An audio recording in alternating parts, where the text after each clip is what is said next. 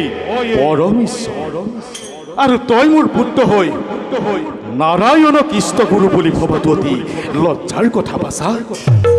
গতিকে তই সেই দুৰাত্মা নাৰায়ণক আজিৰ পৰা পাহৰি যা বাছা।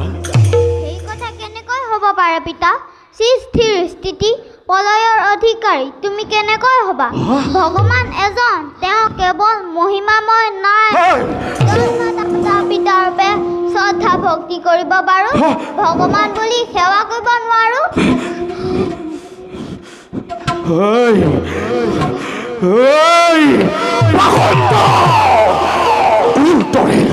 তোৰ দৰে মূৰ্খ পুত্ৰৰ মোৰ নাই প্ৰয়োজন।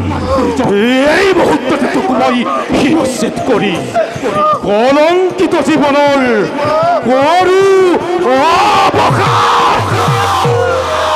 এই পাপিষ্টি, এই পাপিষ্টি,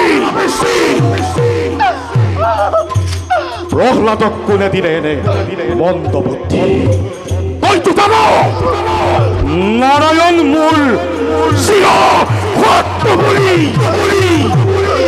তথাপি গোপনে আহি এই নিৰ্জন স্থানত নাৰায়ণৰ উপাসনা কৰিছহি। প্ৰথমবাৰৰ বাবে ক্ষমিৰো তহঁতক।